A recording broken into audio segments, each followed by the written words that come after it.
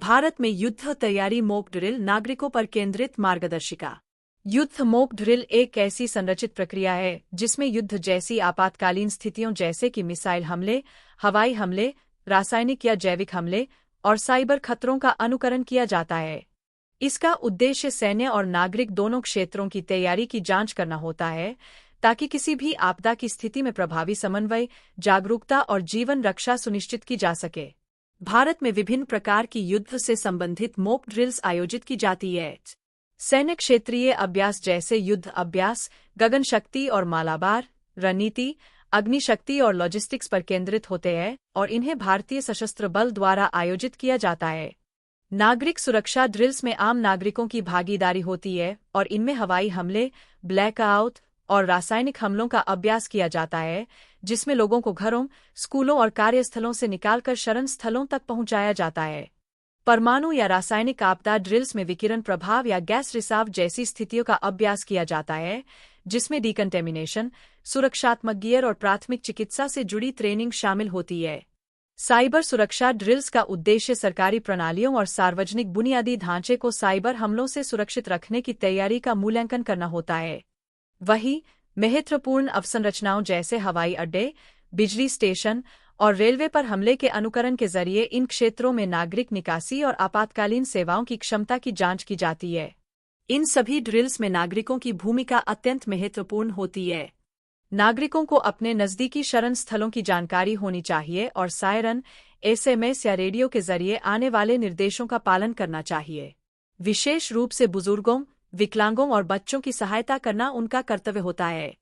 प्राथमिक चिकित्सा और सीपीआर जैसे कौशल सीखना और ट्रायाज सिमुलेशन में भाग लेना जीवन बचाने में सहायक होता है।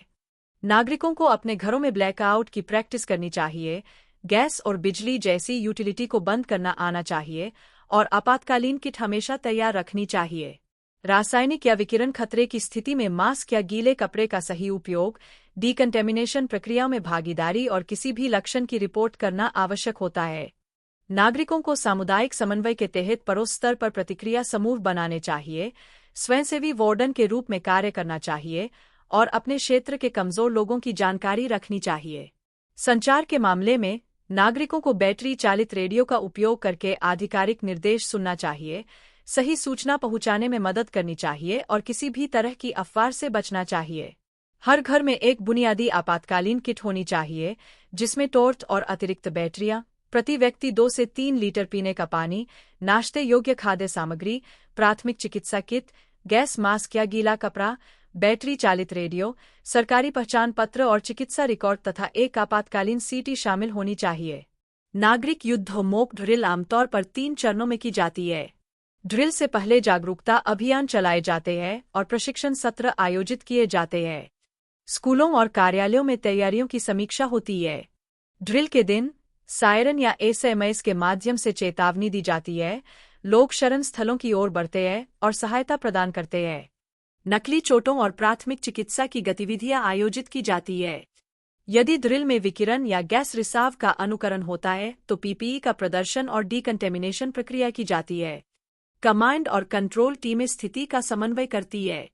ड्रिल के बाद अधिकारियों और आम जनता के साथ मिलकर समीक्षा की जाती है, समय और प्रतिक्रिया का विश्लेषण होता है, प्रतिक्रिया फीडबैक लिया जाता है और तैयारियों में मौजूद कमियों की पहचान कर उन्हें सुधारने के उपाय किए जाते हैं। भारत में यह ड्रिल विशेष रूप से पंजाब, राजस्थान, जम्मू और कश्मीर, अरुणाचल प्रदेश जैसे सीमावर्ती राज्यों में आयोजित की जाती है। दिल्ली, मुंबई, कोलकाता और बेंगलुरु जैसे महानगरों, साथ ही बंदरगाहों, रिफाइनरियों और रासायनिक हब जैसे औद्योगिक क्षेत्रों में भी यह अभ्यास किए जाते हैं। स्कूल, अस्पताल और रेलवे स्टेशन जैसे संवेदनशील सार्वजनिक स्थान भी इन अभ्यासों में शामिल होते हैं। इन ड्रिल्स में भाग लेने वाली प्रमुख एजेंसियों में राष्ट्रीय और राज्य आपदा प्रबंधन प्राधिकरण, नागरिक सुरक्षा और होमगार्ड्स, राष्ट्रीय और राज्य आपदा प्रतिक्रिया बल, स्थानीय पुलिस, अग्निशमन सेवाएं और अस्पतालों के साथ साथ गैर सरकारी संगठन और शैक्षणिक संस्थान शामिल है। नागरिकों की जिम्मेदारियों का सार यह है कि उन्हें जीवन की रक्षा के लिए समय पर निकासी करनी चाहिए और दूसरों की सहायता करनी चाहिए। उन्हें शांति बनाए रखनी चाहिए और आधिकारिक निर्देशों का पालन करना चाहिए। हमेशा तैयार रहना चाहिए, ड्रिल्स में भाग लेना चाहिए और अपनी आपातकालीन किट तैयार रखनी चाहिए।